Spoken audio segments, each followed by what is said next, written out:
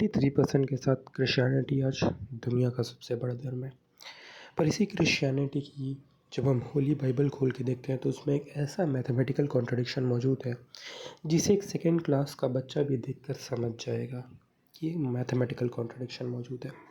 तो gospel of Matthew की जब हम चैप्टर नंबर 1 की बात करते हैं तो गॉस्पेल ऑफ मैथ्यू का चैप्टर नंबर 1 जीनियोलॉजी यानी वंशावली के ऊपर, यानी अब्राहम से वंशज चलते चलते कैसे जीसस तक आया, इस चीज़ के ऊपर है। तो जब हम Matthew chapter number 1 verse number 17 पढ़ते हैं तो वहाँ पे वंशावली बताने के बाद उस वंशावली की मैथ्यू एक समरी बता देता है।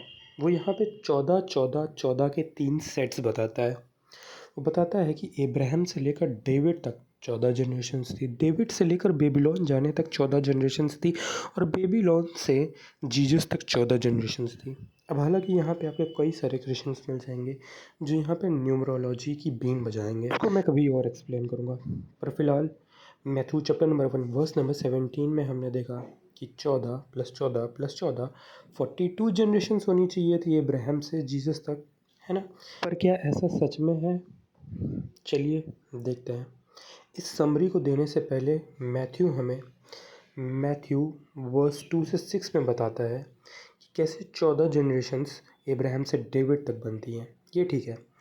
फिर आगे की वर्सेस यानी मैथ्यू 7 to 11 में बताता है कि कैसे बेबीलोन जाने तक 14 जनरेशन्स बनी, ये भी ठीक है। पर अगला जो सेट है वहाँ पर मैथ्यू सिर्फ 13 नाम ही लिखता है, जो कि मैथ्यू 12 से 16 के बीच में है, वहाँ 14 नाम नहीं थे।